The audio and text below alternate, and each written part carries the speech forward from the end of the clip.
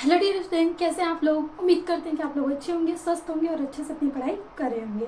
तो आपका बहुत बहुत स्वागत है आपके अपने चैनल सक्सेस दृष्टि पे।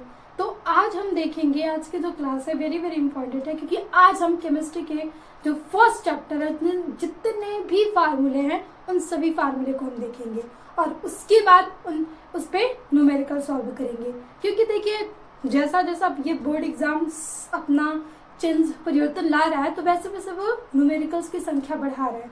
इसलिए हमें मतलब फार्मूले याद होंगे, फार्मूले समझ में आएंगे, तभी जाके आप सवाल लगा सकते हो, फिजिक्स हो या केमिस्ट्री हो। तो फिजिक्स अरे केमिस्ट्री में आपके पास 3 चैप्टर है, तो इन तीनों चैप्टर को हमें इतने अच्छे से तैयार कर लेना है कि भाई यहाँ से अगर न्यूमेरिकल्स आ गए तो छूटने नहीं चाहिए। और बहुत आसान है, एक बार आप इसको पकड़ लिए, इसके लॉजिक को, तो बिल्कुल भी न्यूमेरिकल्स लगाना आसान हो जाता है। लेकिन इसके लिए आपको टाइम तो देना ही होगा। तो आइए फटाफट हम फार्मूले का रिवीजन करते हैं, फिर उसके बाद हम सवाल देखेंगे। पूरे टोटल्स देखते हैं हम कितने फार्मूले हैं, एक भी फार्मूला मिस नहीं किया जाएगा। तो सबसे पहले आपके पास है द्रव्यमान प्रतिशत। जैसे कि मान लीजिए आपको कोई बिलियंस बनाने के लिए दे दिया जाए और उसमें कह दिया जाए कि हाँ इसमें ये मान लीजिए नमक है और कोई और चीज़, जैसे शरबत ही मान लो, अभी केमिकल्स तो नहीं, नमक ले लिया आपने और उसको पानी में ऐड करना है, तो आपको फिर उससे पूछा जाएगा कि आप कितना भार ऐड कर रहे हो। तो वही द्रव्यमान प्रतिशत होगा कि आपने नमक कितना डाला था, जल कितना लिया था। तो ऐसे ही जब हम केमिकल्स में लैब में केमिकल्स बनाते हैं, तो इस तरीके से भार अनुसार सभी चीज़ को मिलाते हैं तो उनका प्रतिशत भी निकाला जाता है। तो आपका जो द्रव्यमान प्रतिशत वाला फार्मूला होता है वो होता है विलेय का द्रव्यमान। क्योंकि आपका जो पहला चैप्टर है वो बिलियन है, और बिलियन किससे मिलके बना हुआ होता है, विलेय प्लस विलायक से। और इसमें हमें दिएंगे विलेयन के बारे में ही बात करनी है, तो विलेय प्लस विलायक ही होगा। और नीचे आपको लिखना है विलेयन का आयतन, और प्रतिशत है तो हम मल्टीप्लाई बाई 100 कर देंगे। अब देखिए, अगर आपको विलेय का पूछा जा रहा है तो ऊपर हम विलेय का द्रव्यमान रखेंगे, नीचे कुल रख देंगे। और वही सॉरी, ये आयतन नहीं होगा, द्रव्यमान। अगर वही पूछा जाए कि विलायक का बताओ, तो हम विलायक को ऊपर रख लेंगे और नीचे दोनों को जोड़ के 100 से मल्टीप्लाई कर देंगे, तो हमें किसी भी चीज का प्रतिशत निकल जाएगा। अब सेम वैसे ही आपके पास है आयतन प्रतिशत, कि आयतन प्रतिशत बराबर क्या होता है। तो इसमें भी होता है, ऊपर आप लिखोगे विलेय का आयतन और नीचे वही पूरे विलेयन का आयतन, विलेयन का आयतन। और प्रतिशत है तो इसमें भी आपको 100 से मल्टीप्लाई करना होगा। तो बहुत इजी फार्मूला है। आपसे ये दोनों के लिए पूछे, मान लिया पूछा कि NaCl का कितना आयतन है, तो आप जितना NaCl का मतलब वो लिए थे ऊपर रख दोगे उस विलेयन में जितना लिया गया था, और नीचे दोनों को जोड़ के रख दोगे, तो आपको प्रतिशत निकल जाएगा कि हाँ आपने कितना प्रतिशत नमक ऐड किया था। फिर उसके बाद है मोल, और पूरा जो खेल इस चैप्टर का है वो मोल से ही है। बाकी के आगे के जो सवाल है वो मोल पे ही डिपेंड करेंगे। मोलरता आ जाए, मोल अंश आ जाए, बिना मोल निकाले तो लगेगा नहीं, तो भाई मोल को तो हम नहीं छोड़ेंगे। तो मोल बराबर आपका होता है, सिंपल सा फार्मूला दिया गया, द्रव्यमान, और नीचे आपको लिखना होगा परमाणविक द्रव्यमान, परमाणविक द्रव्यमान।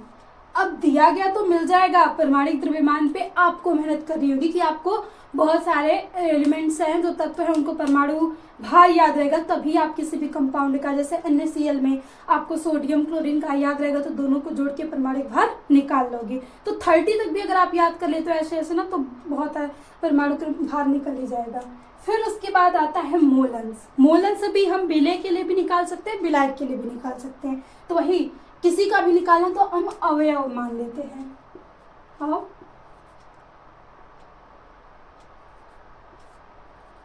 का मोल अपान कुल अवयव का मोल,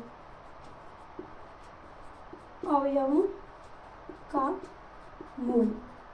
जिसका निकालना होगा उसको ऊपर रखेंगे और नीचे विलेन जिन चीज से मिलके बना है सबको लिख दोगे, तो आपका क्या निकल जाएगा? मोल। अब देखिए इसमें ये नहीं कि हमें भार दे दिया तो भार ऊपर लिख लिया, नीचे दोनों भार को जोड़ दिए तो हमारा मोल्स निकल जाएगा। यहाँ पे मोल लिखा है ना, द्रव्यमान तो नहीं लिखा है, तो सबसे पहले आप मोल निकालोगे, फिर जाके जो मान आएगा यहाँ पे रख के मोलंस निकल जाएगा। अब आता है वेरी वेरी इंपॉर्टेंट मोलरता। तो मोलरता बराबर होता है विलेय का मोल अपॉन विलयन का आयतन, और वो भी किस में होना चाहिए? लीटर में। लीटर में अगर आपको ml में दिया है तो 1000 से मल्टीप्लाई कर लोगे। फिर उसके बाद आता है आपका मोलरता। देखिए तो मोलरता तो हो गया, अब इसमें पूछा जा रहा है कि मोलरता क्या है। मोलरता और मोलरता में कुछ नाम में तो बहुत कम डिफरेंस है, लेकिन बाकी आप सवाल और इसके बेसिक की समझोगे तो ये बहुत ज़्यादा डिफरेंट है। तो मोलरता बराबर होता है विलेय का मोल, ऊपर तो वही रहेगा सेम, लेकिन नीचे होगा विलायक, विलायक का द्रव्यमान। नीचे केवल विलायक का द्रव्यमान रखना, वो भी किसमें? केजी में, पूरे विलयन का नहीं। ये नहीं कि हमने चीनी और पानी ऐड किया, विलयन शरबत बना ली तो अब सभी को जोड़ के हम नीचे रख दें, केवल विलायक, केवल जल का रखना होगा आपको। फिर उसके बाद आ जाते हैं आपके रूल्स, हेनरी का नियम, और ये भी बहुत इंपॉर्टेंट है। इसमें याद रखिएगा ये जो क्वांटिटी है ये टेम्परेचर पे क्या करती है? निर्भर करती है, और ये टेम्परेचर पे निर्भर नहीं करती है, क्योंकि भाई जब आयतन है तो वो आयतन ताप बढ़ा देते तो फैल जाता है। अब द्रव्यमान थोड़ी 1-1 किलो लेके आएंगे तो 2 kg हो जाएगा, तो ये चीजें याद रखोगे आप। अब उसके बाद है हेनरी का नियम। तो हेनरी का नियम होता है P बराबर KH x, जो KH है हेनरी स्थिरांक है,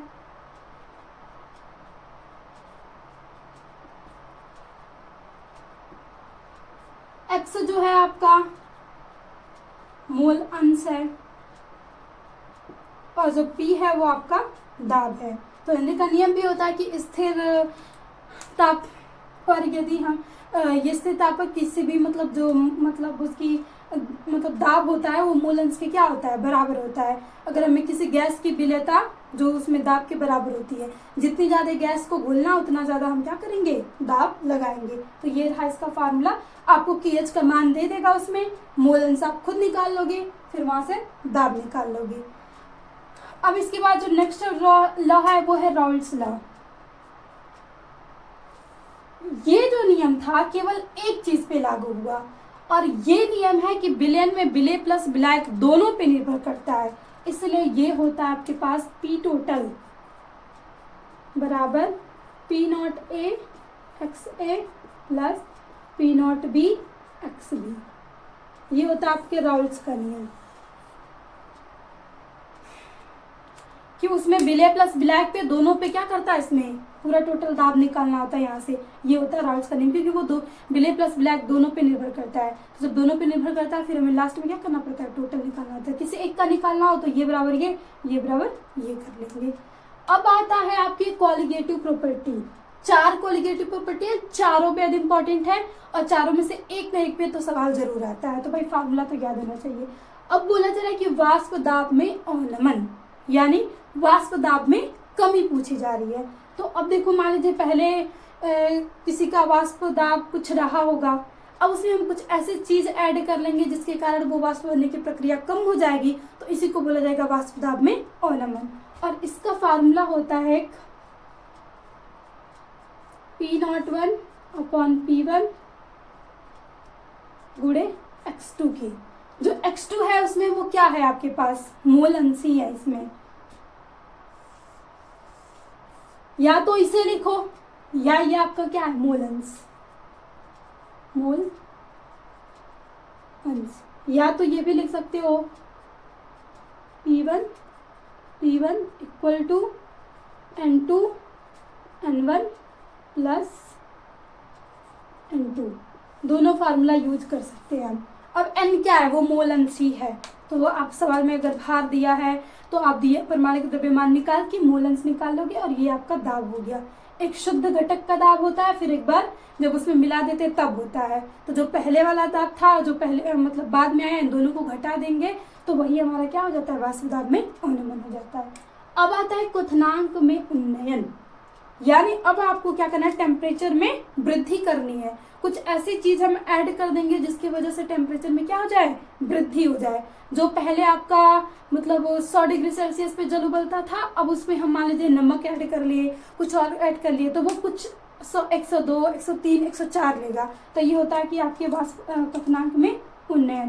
तो इसको हम दिखाते हैं डेल्टा टी बी, और इक्वल टू होता है आपका के बी एम। जो के बी है ये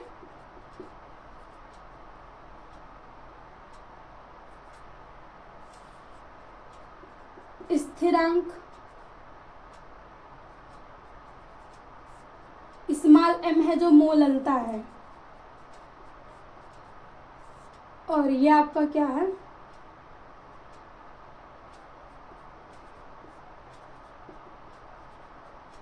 ताप में परिवर्तन या क्वथनांक में उन्नयन।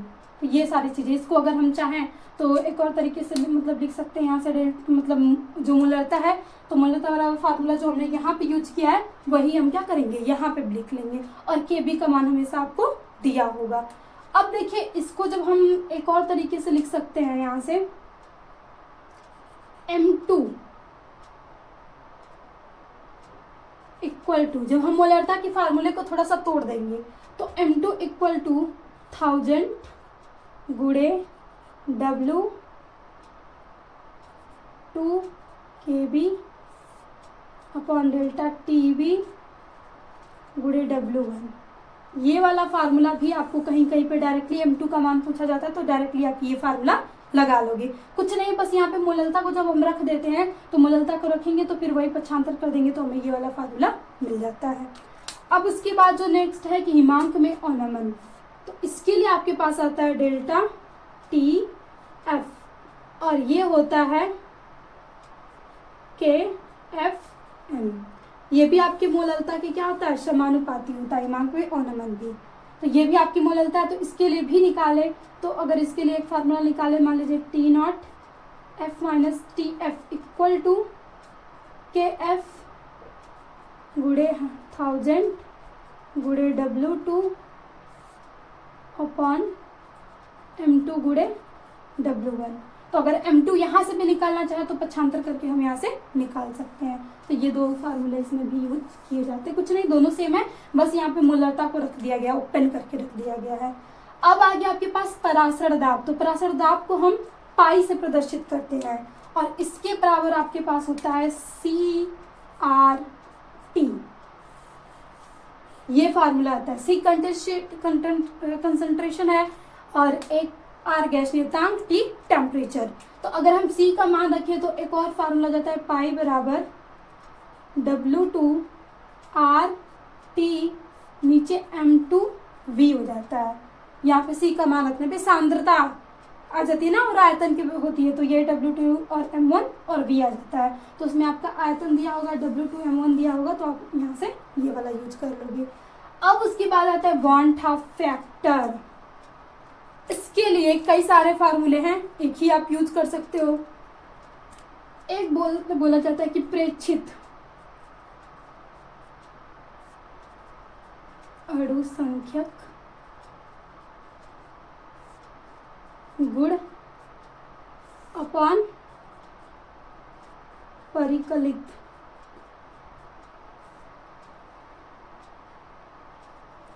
अणु संख्यक गुण, ये हो गया। और बाकी जब हम वांट ऑफ फैक्टर करवाए थे तो तीनों फार्मूला हम लिखवाए थे। तो आप अगर चाहें तो पूरी प्लेलिस्ट बनी हुई है, अगर आपको नहीं पढ़े हैं तो जाके उन सभी वीडियो को देख लेंगे तो आपका पूरा चैप्टर रिवाइज हो जाएगा। और ये हमने फार्मूला रिवीजन किया है, इसलिए हमने मेन फार्मूले को ही लिखा है। वांट ऑफ फैक्टर बराबर ये भी होता है कि संयोजन गुण वियोजन के पश्चात कणों की कुल संख्या, और नीचे होता है संयोजन वियोजन के पहले, मतलब कणों की कुल संख्या, ये भी लगा सकते हैं। या तो वहां पे अमाउंट ऑफ फैक्टर देते हैं सामान्य, वहां से लिखते हैं मोलर द्रव्यमान, और नीचे असामान्य मोलर द्रव्यमान, तभी आपका अमाउंट फैक्टर निकल जाएगा। 3 फार्मूले हैं, अक्सर करके ये वाला भी याद रखोगे तो आराम से लग जाता है।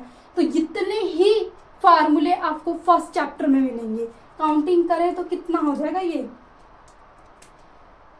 1 2 3 4 5 6 7 8 9 10 11 12 13 टॉपिक से 13 फार्मूले आपके पास। बहुत ज्यादा नंबर नहीं है, अगर आप इसे 1-2 बार लिखोगे और समझोगे तो बहुत अच्छे से याद हो जाएगा। और फार्मूला एक बार एक नोट्स पे लिख लो, इसे रटने के पीछे बिल्कुल भी ना पड़ो। अब क्या करो, इस पे सवाल लगाना शुरू करो। कोई सवाल उठाओ, फार्मूला देखो और लगाओ, कोई सवाल उठाओ, फार्मूला देखो, लगाओ।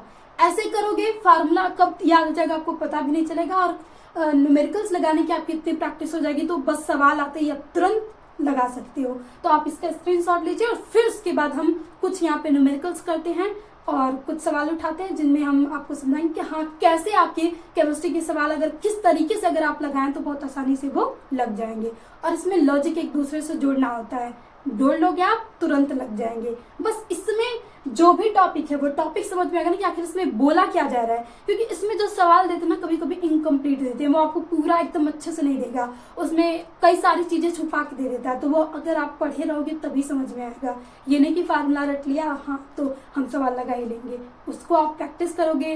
कोई कंफ्यूजन है टीचर के साथ पूछोगे तभी जाके उस पर आप लगा सकते हो। तो कोई डाउट हो तो उसको उस क्वेश्चन को आप बता दीजिए, हम उसको भी सॉल्व करवाएंगे और कुछ क्वेश्चन हम यहाँ पे सॉल्व करवाते हैं। प्लीज इसका स्क्रीनशॉट ले लीजिए।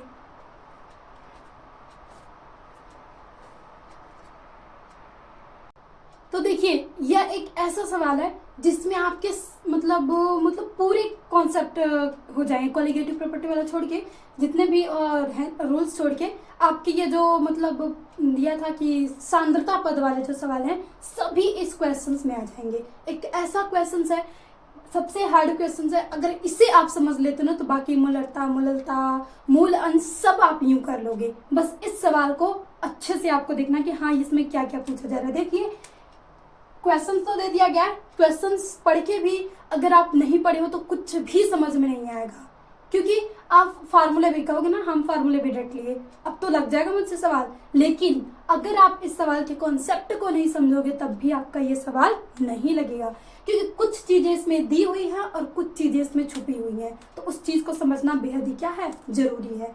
इसमें आपका मूललता पूछा जा रहा है, मूलरता पूछा जा रहा है, मूल अंश पूछा जा रहा है। एक सवाल 3 निशान है, तो इसमें आपके तीनों टॉपिक क्या हो जाएंगे, क्लियर हो जाएंगे। तो आइए हम इसको सॉल्व करते हैं। सबसे पहले पढ़ते हैं कि 20% वेट बाय वेट।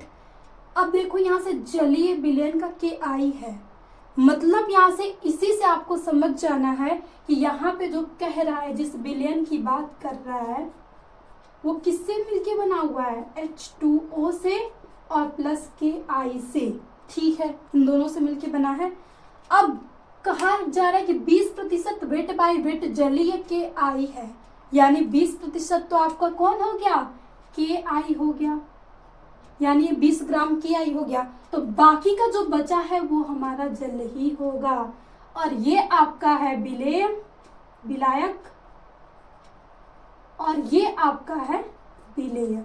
तो सबसे पहले इसी को समझना कि आखिर विलयन में कह क्या रहा है।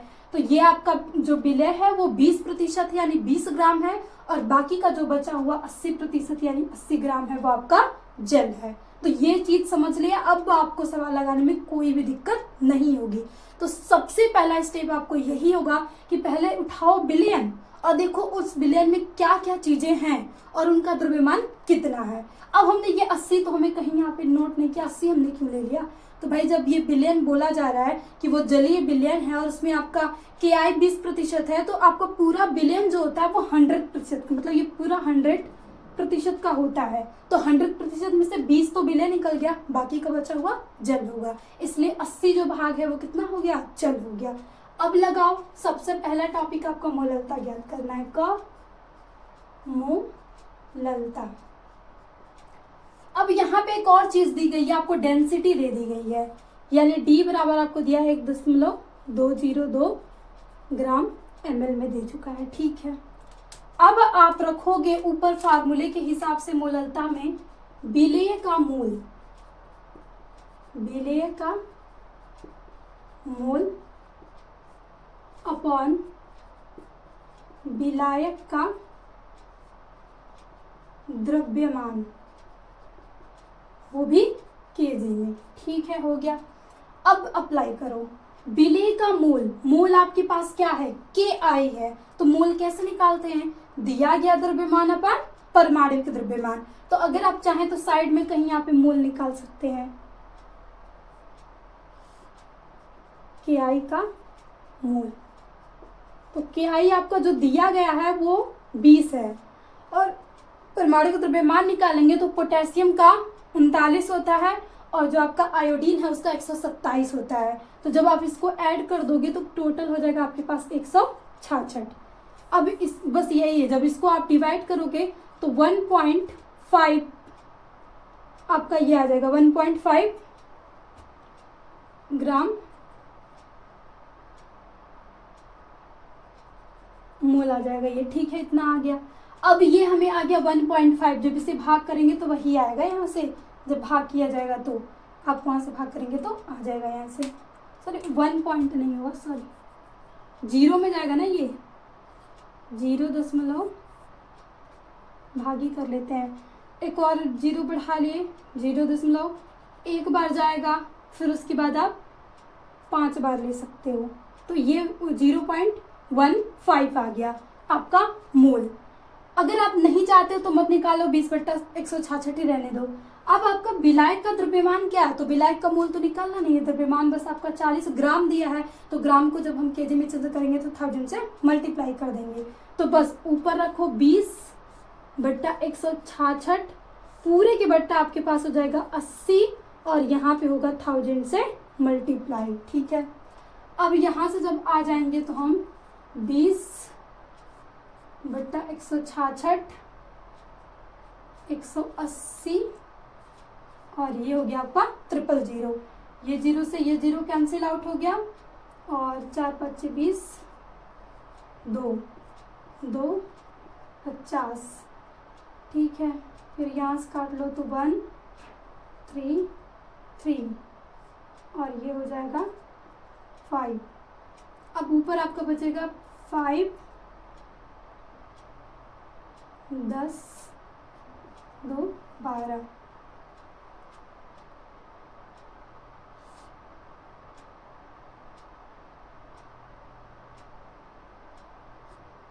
और नीचे है 3 मतलब 133।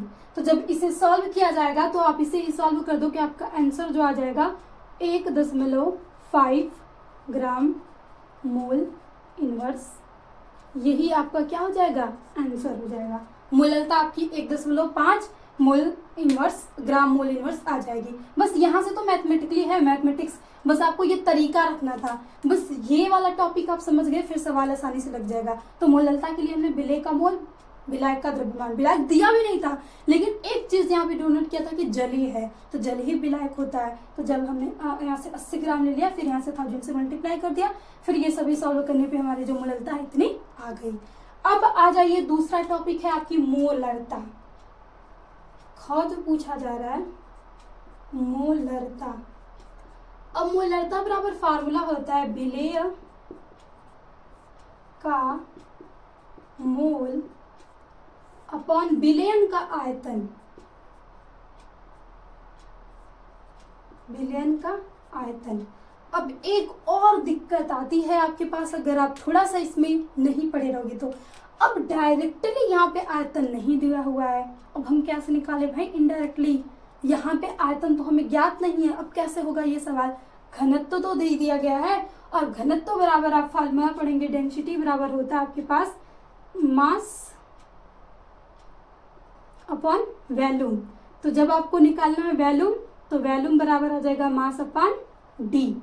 तो इस पूरे का आप सबसे पहले निकालो कि आपका द्रव्यमान कितना है, तो पूरा द्रव्यमान आपका कितना हो जाएगा, 20 ये है, और जल का यानी 100 हो जाएगा। तो यहां से आएगा आप अगर एक छोटा सा यहाँ से निकाल लो तो 100 अपान 1.02, ये आपका वैल्यू यही होगा। बस इसे सॉल्व करना है। अब यहीं पे सब रखते चले जाओ। मोल हमने पहले ही निकाल लिया था विलेय के मोल, तो विलेय के मोल आप लिखोगे 20/166। और विलयन का आयतन भी लीटर में रखना है, तो विलयन का आयतन ये रहा, पूरे के बट्टे 100 और यहाँ पे 0.2 और आपको यहाँ पे 1000 से मल्टीप्लाई करना है। तो जब इसको करेंगे तो 20/166 गुणे 102 100 गुणे 00, इस 2 से 0, ये 2 0 कैंसिल हो गया। अब बचा है, अगर और काटो तो ये 3 अंक में दशमलव है तो नीचे और 3 0 आ जाएगा आपके पास, तब आपका ये दशमलव हट जाएगा। तो 1 0 से 1 0 कैंसिल, 1 0 से 1 0 कैंसिल। अब आपके पास बच गया यहाँ से 2102 और नीचे 160। ठीक है, इतना आपके पास आ गया। अब इसको और काट सकते हो, तो ये काट दो यहाँ से 2, तो 8330, ये भी कसम। अब हम इसका इसमें भाग दे देते हैं, 830 का 1220 में। तो अब देखिए यहीं पे हम साइड में भाग दे लेते हैं, तो 830 और 1220। अब देखिए ये एक बार जाएगा, 2 बार तो जाएंगे तो अधिक हो जाएगा, तो यहाँ से 038, तो आपके पास आ जाएगा 2 10 और यहाँ से बचा 11 3। फिर उसके बाद यहाँ पे दशमलव लगाओ और 0 बढ़ा लो।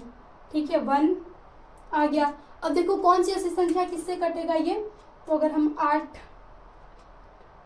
6 3 ले, 3 बाटे 24, 4 बाटे 32, 4 बार ले अगर हम यहाँ से, तो 4 0 4 3 12 और 4 बाटे 32, तो 0 0 5 कट गया।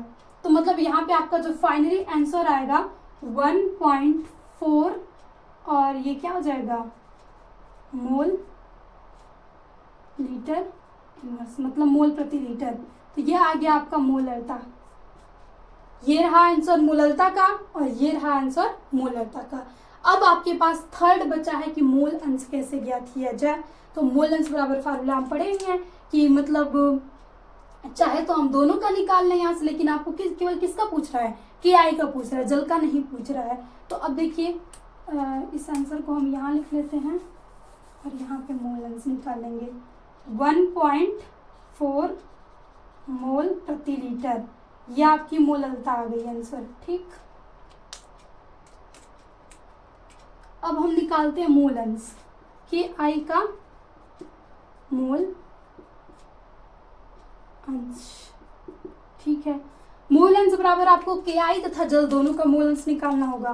तो यहाँ से लिखो मोल अंश को हम यहाँ से x और KI का निकालना है। तो ऊपर हम रखेंगे मोल, मोल ये निकला हुआ है KI का, यानी 20/1006 और अपॉन होगा 20/1006 प्लस जल का आपका कितना होता है, जल आपका 80 ग्राम है यहाँ पे और उसका जो परमाणु भार होता है वो 18 होता है। अब इसी को सॉल्व कर देंगे तो हमारा KI का मोल अंश भी निकल जाएगा। तो देखिए इसको हमने डिवाइड किया था तो ये आया था 0.15। अब इसका भाग दिए थे तो नीचे भी वही होगा 0.15। अब ये 18 तो 18 × 85 यानी ये कितना हो जाएगा 5।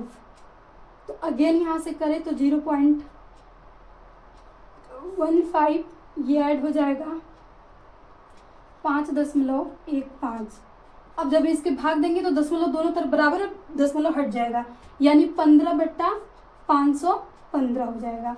तो ये आपका जो मोल अंश निकलेगा तो वो 0.0 और यहाँ पे हम 1500 हो गया, तो 1500 हो गया तो हम 2 बार लेके चले जाएंगे। तो ये आपका 0.02 करके आ जाएगा आपका KI का मोल अंश। और मोल अंश की यूनिट होती नहीं है, क्योंकि भाई ऊपर भी मोल है नीचे भी मोल है, ये एक प्रकार की संख्या है, मोलों की संख्या है, तो संख्या की कोई यूनिट होती नहीं है। तो ये आपका 0.02 और भी आगे करेंगे तो आ जाएगा। तो देखिए एक सवाल में हमने तीनों टॉपिक को बहुत अच्छे से क्लियर कर लिया। ये सबसे हार्डेस्ट क्वेश्चन था, आपने इसे कर लिया ना तो बाकी सारे के सवाल मोलरता मोललता मोलन सब लग जाएंगे।